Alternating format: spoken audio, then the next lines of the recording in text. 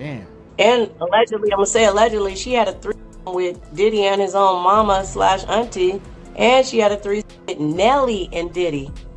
That's not alleged, but No. allegedly. Oh, Diddy's mom is really his auntie, has been claiming to be his mom this whole time. She's the one with the white nails. That's why he has that fetish. She been picking him since he was adolescent because his daddy got killed when he was a baby. As soon as he had adolescent, he resembled his dad. So she started picking him. She's the one that picked his head up initially. That's why. Oh, allegedly. I might be talking too much. Nah, go ahead. When power goes unchecked, darkness often follows. Today, we're uncovering 10 incidents that reveal a troubling side of P. Diddy, a side few talk about openly. From control and manipulation to disturbing accusations from those who lived it, this story goes deeper than any tabloid headline. Let's dive into these accounts, starting with the latest voice to speak out.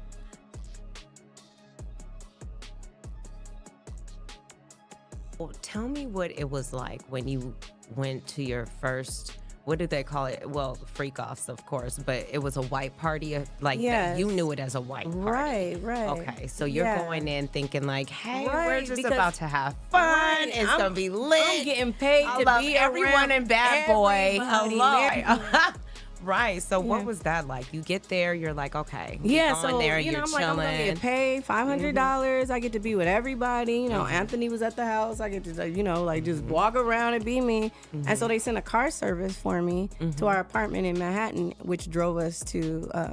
When the car service arrived, Tamika was in. It was just me and her, and it drove us to the Hamptons, which was a 4-hour drive. I didn't know it was gonna be that far, and you know, it was in Long Island, and it was like, you know, up the Sunrise Beltway or somewhere I went, and then all of a sudden it was a bunch of, you know, there's trees, and but then you just saw big ass mansions, like you know, like I was just like, dang, I never seen nothing like that before. So it was totally different from the city, which Of is course. all concrete and people walking around. It was more secluded, more Right. Yeah, so I was like, okay, and then we rolled up. Diddy was standing outside. He was like Stop waiting, waiting. girl, He was waiting. He was Greek excited party. because you got to It was the remember, welcoming committee. I'm the ex-porn star. Now Wow. at this point, I'm not knowing he knows So about I it. was gonna ask if he knew that. He knew. Okay. He knew, but I didn't know he knew That he at knew. this time. Okay.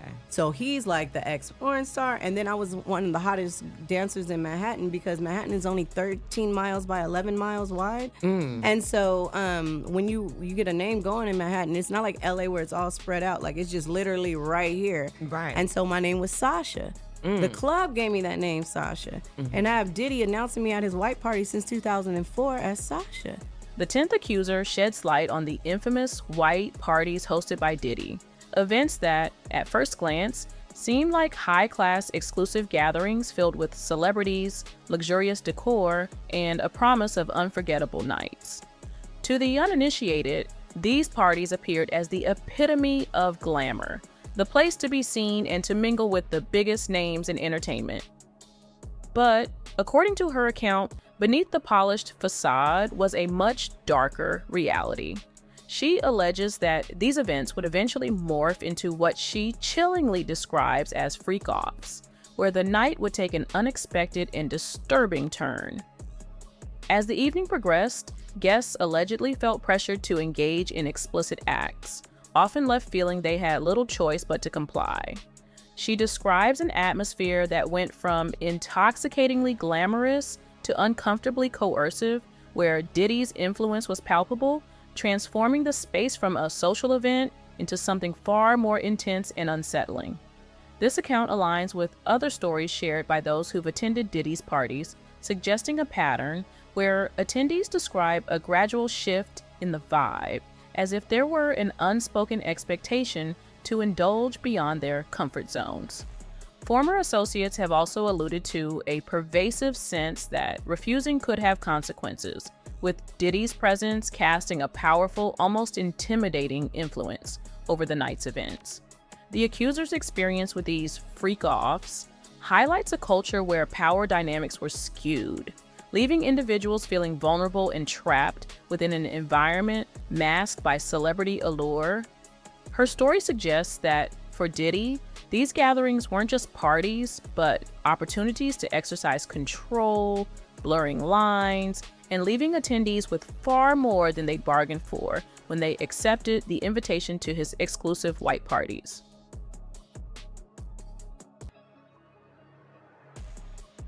How do you know to reveal your sources? But how did Well, you come to this information? my Jane Doe. And how did you get out?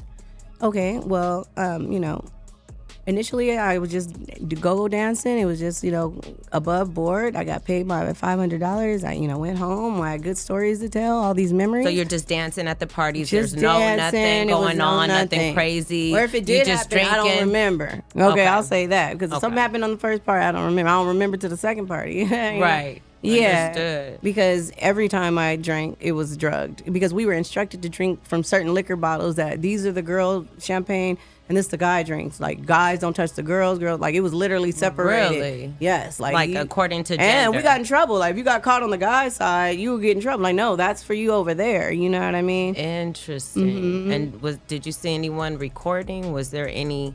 It was everybody, like, he had gave us cameras. I forgot to mention, when we first got there, he put a camera in all of our hands and had us go, and then he would collect it as our camera, as the film ran out, and refill it and give us another one. So that was part of our job as well. According to the accuser, Diddy's parties went far beyond typical celebrity gatherings, introducing a calculated layer of control that left attendees vulnerable. She recalls being given specific female-only drinks, which were allegedly separate from those provided to the male guests. As the night went on, she noticed something strange. These drinks seemed to dull memory, leaving her and other women disoriented, unable to clearly recall the events that unfolded. The accuser suspects these drinks were laced with substances intended to blur awareness and erode consent, turning a high-profile party into a carefully manipulated environment. This sense of unease was amplified by another disturbing practice. The accuser describes Diddy handing out cameras to guests, instructing them to film each other throughout the night. Guests, under the pretense of capturing memories, were effectively documenting each other's vulnerability, creating a chilling surveillance loop. These recordings were reportedly collected at the end of the event, adding to the sense that nothing in Diddy's world was left to chance. Other partygoers have reported similar experiences, recounting how drug drinks and surveillance measures created a controlled atmosphere where Diddy's influence permeated every interaction. It's very hard to get into this island unless you have, someone that lives there, because it's for residents, So I give my name and I'm coming to Diddy's party. Okay, so I get in, and then to get to his house, it's even there's security outside, but it was it wasn't like today that you can just post something on Instagram and everybody knows about it. You know what I mean? It was very private.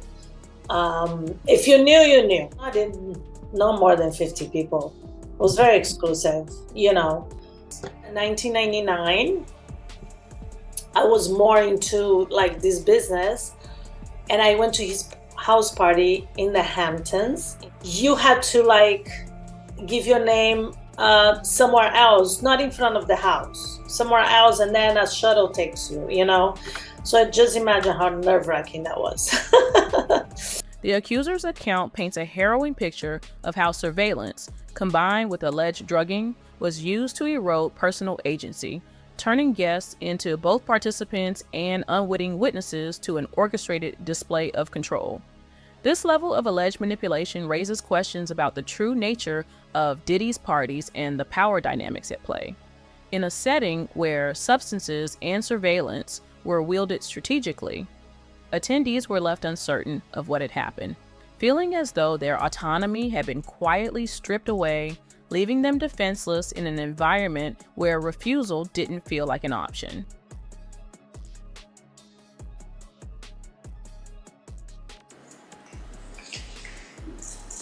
The internal pain after being sexually assaulted has been incredibly deep and hard to put into words. It goes beyond just physical harm caused by and during the assault.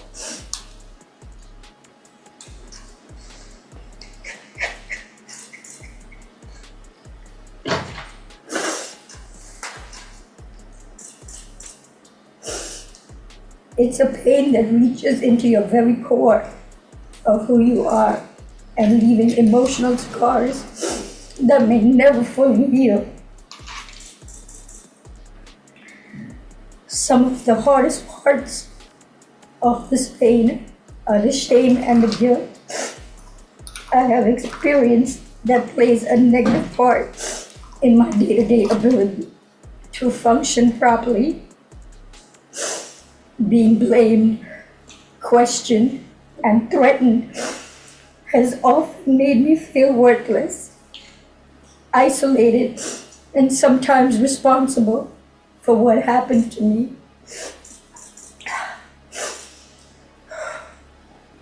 My family issues made the pain even worse. I was already going through a divorce at the time of the assault and did not get the support that I needed. I was also faced with disbelief and judgment. This has put a strain on my selection of men and relationships. But many relationships became aggressive and abusive. Long before recent allegations, one of the first public legal challenges against P. Diddy surfaced in 2001.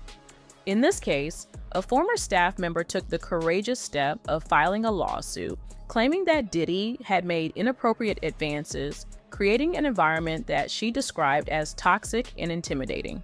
According to her, Diddy blurred the lines between professional interactions and personal boundaries, transforming the workplace into a place where employees felt unsafe. The lawsuit alleged that Diddy's advances weren't just isolated incidents, but part of a broader pattern of behavior, one in which his authority and status created an atmosphere where saying no felt impossible. The former staff member claimed that Diddy's actions fostered a culture of discomfort and coercion, where professional boundaries were often ignored. For those within his orbit, this meant working in an environment where job security felt intertwined with appeasing his demands, further cementing Diddy's influence over their lives. This early lawsuit set a precedent, shedding light on Diddy's alleged tendency to exercise control over those around him, and it hints at a recurring theme of exploiting power in various spaces, whether at work or at high-profile parties. The former employee's claims of harassment resonate with other stories that have since emerged, particularly from the 10th accuser, who described Diddy's industry events as environments where his influence allegedly led to exploitative situations. Ultimately, the 2001 case highlighted a troubling pattern: Diddy's alleged ability to wield his authority to blur personal and professional boundaries, creating a space where control and compliance became the unspoken rules. This case, one of the earliest of its kind, offered the first glimpse into allegations that would later define his reputation in a more disturbing light.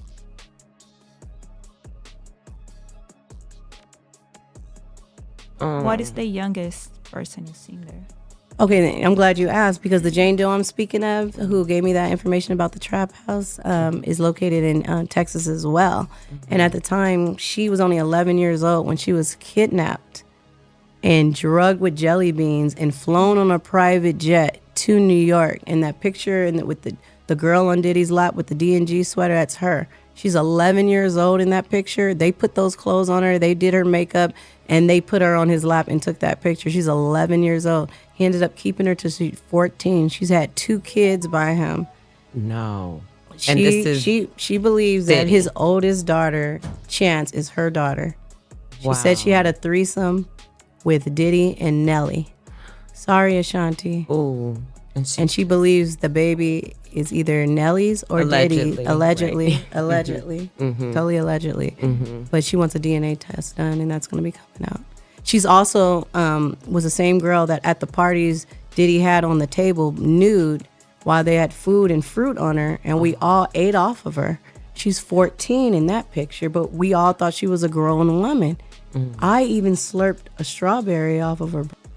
Wow. On some freaky, Right. getting a party, Of course. about it. And she had Not a body like a realizing. grown woman. She did. You wouldn't have known that she was 14 at the time. Jesus Christ. The accuser recounts a disturbing story involving a young girl, reportedly underage, who was drawn into Diddy's orbit under the promise of opportunity. According to the accuser, this girl was flown to New York, unaware of what awaited her. Once within Diddy's circle, she allegedly found herself under his control, trapped in an environment where power dynamics were skewed against her.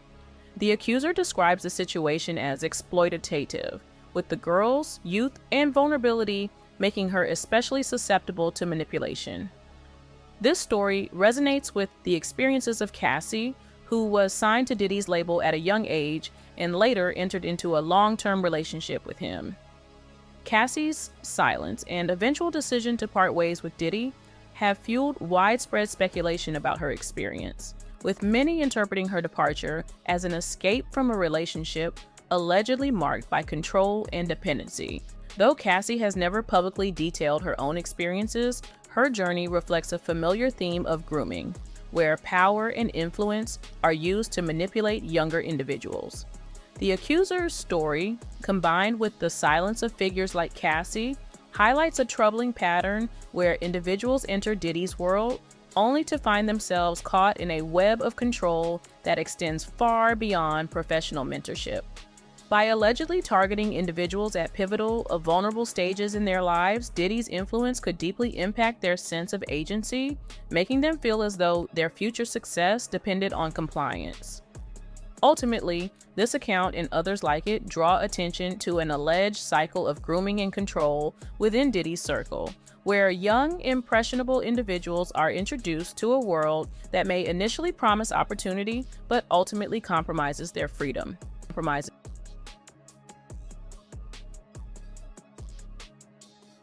The vulnerable Miss Ventura with drugs and alcohol, causing her to fall into dangerous addictions and controlled her life.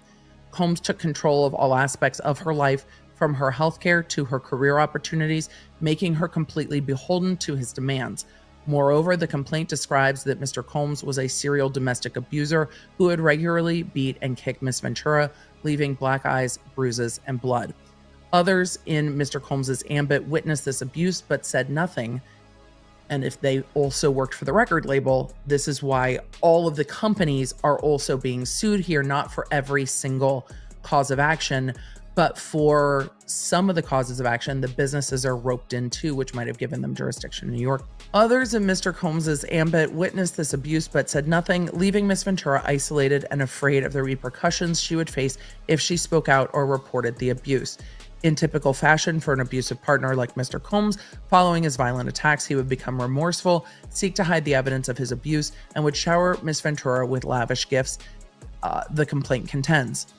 And it says, completing his perverse control of this young woman, Mr. Combs allegedly forced Miss Ventura to perform sexual acts with male prostitutes who he hired, and this is me still reading from the press release, whom he hired, directing his girlfriend and these men to engage in sex acts while he pleasured himself and observed and recorded the encounters. Over the decade, Miss Ventura was trapped in Mr. Combs's vicious cycle of violence.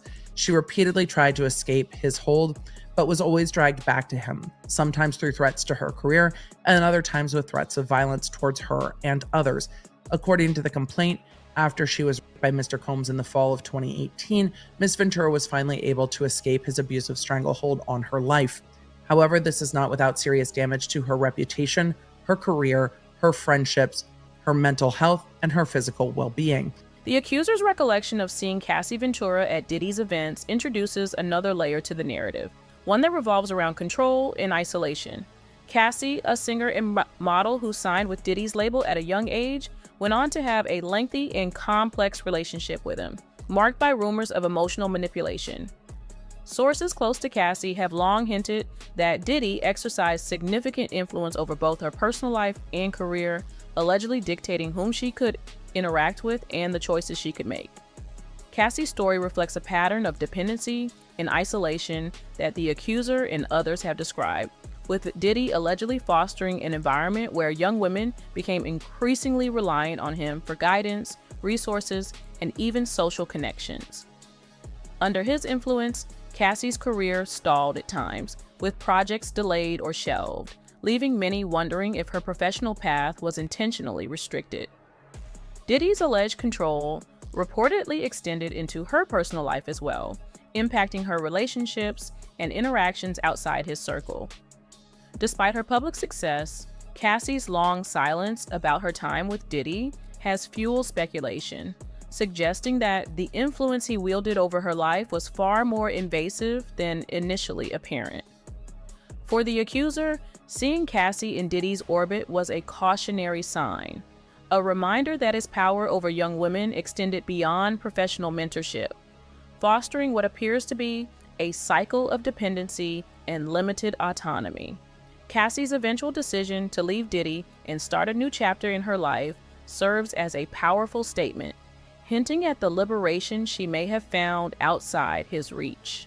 Her story, echoed by the accuser's own account, underscores the troubling impact of controlling relationships, especially when one party holds all the influence.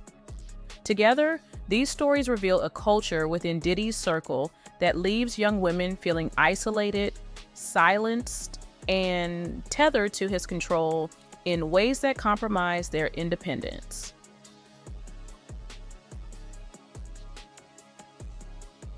If anybody has been trying to warn us about Diddy, it has been Aubrey O'Day.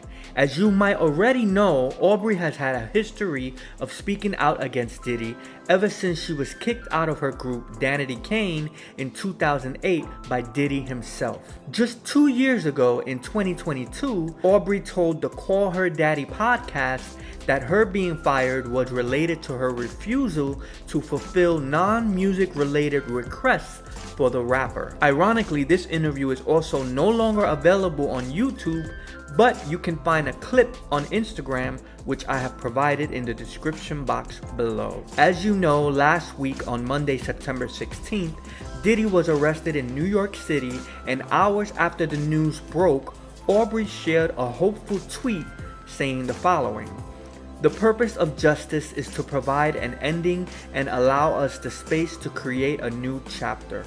Women never get this. I feel validated. Today is a win for women all over the world, not just me. Things are finally changing." Well, as expected, Aubrey is slowly starting to share more bits and pieces of her history with Diddy. Just an hour ago, she shared a song on social media with a simple caption that says, "Wrote this in 2013. But the twist is, she added it along with a collage photo of she and Diddy. So it's obvious, allegedly, I have to say allegedly, that she is saying this song is about Diddy.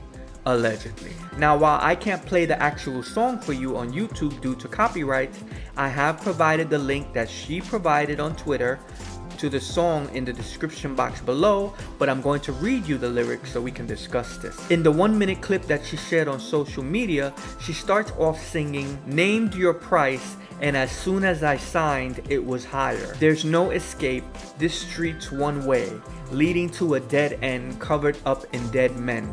Wish I learned the lesson, woulda never got in. I want to escape, but there's no way, it's only a dead end covered up in dead men. Everyone is left here feeling betrayed. Go, if you meet him, run away. Go, save yourself, I'll take the blame. Fame is my fate, fame is my fate." Danity Kane alum Aubrey O'Day has been vocal about her unsettling experiences while working under Diddy's management. She described the environment he fostered as toxic and demeaning, where female group members were allegedly treated less like artists and more like commodities to be controlled and manipulated.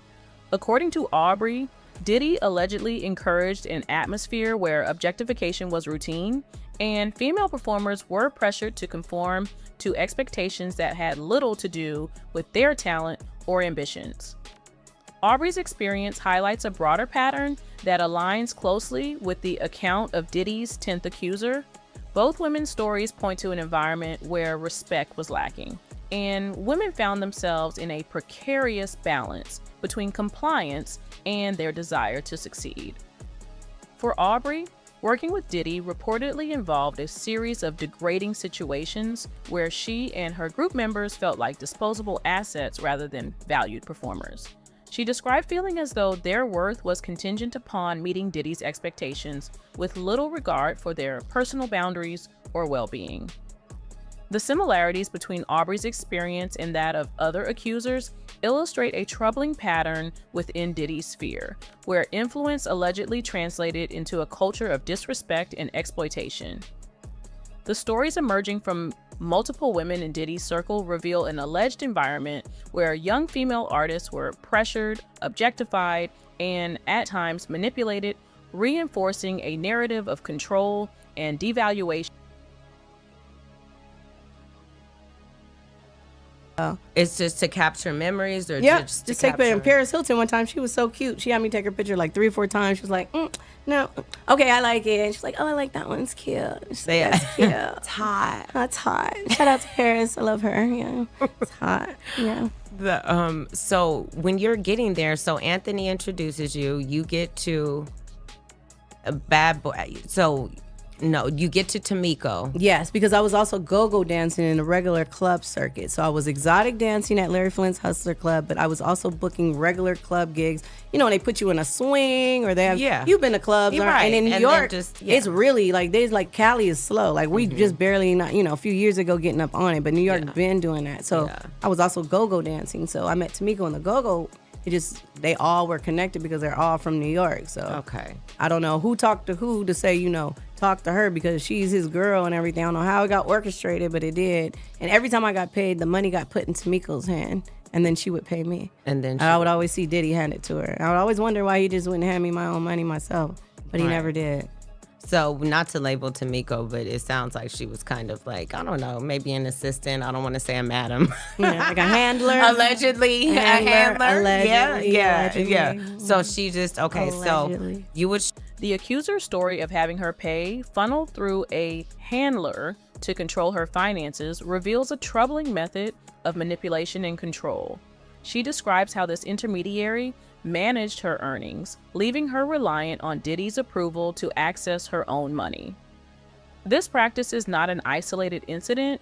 It closely mirrors accounts involving Kim Porter, Diddy's longtime partner and mother of his children, who was allegedly subjected to similar control. Friends close to Porter have hinted that she was caught in a cycle of dependency with Diddy, where financial and emotional manipulation allegedly kept her tethered to him. Reports suggest that Diddy's influence extended far beyond their personal relationship, limiting her ability to make independent decisions and creating a situation where Porter depended on him for stability. For the accuser, the experience of having her income controlled through a third party was a powerful way to undermine her autonomy and increase her reliance on Diddy's network. This alleged financial control reveals a disturbing pattern within Diddy's inner circle, suggesting that money and emotional leverage were often used to keep women and associates in line. The practice of managing financial access to maintain influence over close associates and partners hints at a carefully constructed dynamic where dependency was systematically fostered. For those within his orbit, including both Porter and the accuser, Diddy's alleged use of intermediaries for financial control reflects a broader strategy of emotional and economic manipulation that allowed him to maintain dominance in every aspect of their lives.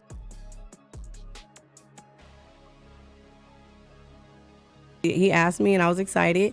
And so we went and we were waiting in the lobby. And one of his friends that used to hang out at our apartment, because since we were from LA, like we were the cool people, good looking. I was 20 years younger, you know what I mean? He was 20 years younger. We were from LA, we brought that West Coast vibe, I rap, I sing, he models, he acts, we do it all. So they would hang out at our apartment, including Cassie. Because later on, Anthony ended up getting signed to Ford Models. And that's the same agency that Cassie was signed to. And so Cassie would end up hanging out at our apartment too. So anyway, one of his model buddies that usually would be at our apartment, came storming out like of the audition room, like angry, upset. And so we just looked at each other and we were low key clowning him because we thought like they must have told him no or everything. They told him no. Right. And I was like, you got this, like you got this, like right. You know what I mean? And so it was his turn, so they called him Anthony Gallo. And so I got on my two-way. Like at that point I just started doing my own thing. I'm on So when you had the little two-way pagers and stuff, so I'm on my two-way, and then all of a sudden I just hear the door fly open, and he was like, that. And I'm like, what? I don't know. Can I cuss on there? Yeah. Oh, I can cuss. Go right Okay. ahead. Go I don't ahead. want to disrespect y'all, demonetize anything. Yeah. Don't want to mess it up. Bleep it. But yeah, and so I'm like, what? And he was like, I'll talk to you in the elevator. And Anthony had this like part of him, like, he was real charming and real good looking, but he had this anger in him, like this, like he ain't no punk, you know what I mean? Like he ain't no pretty boy. It. Yeah. Right, like he tried. He had that look, like he tried it. And so when we got in the elevator, there were like a couple other people in the elevator. So I'm like, what? And he was like, shh.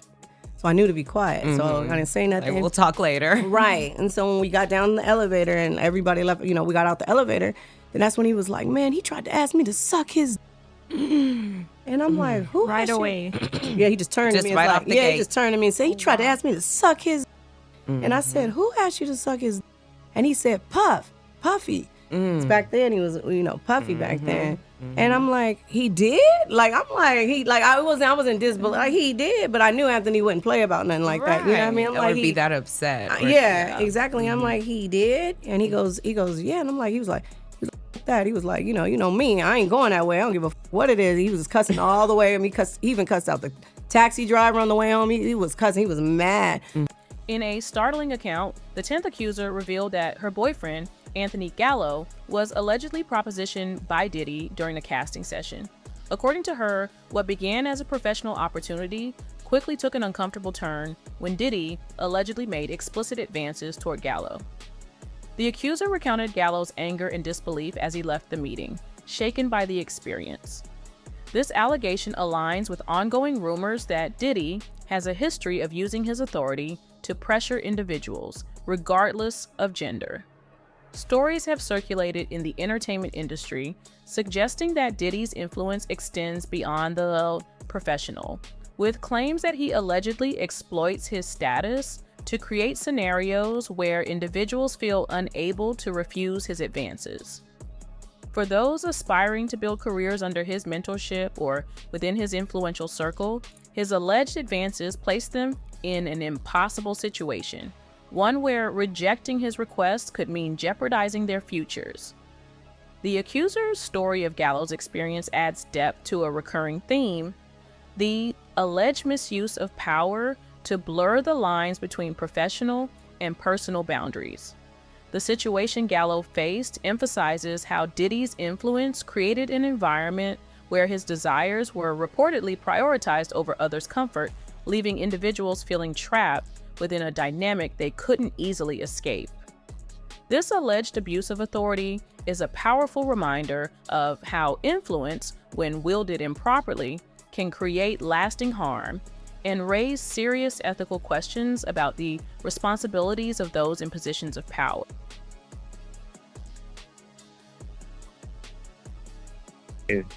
I'm not. You know what happened to the last fucking big bitch? She ended up, whoever her name was, the fake roster boys. You know what happened to her when it all went bad. So I don't like to speculate.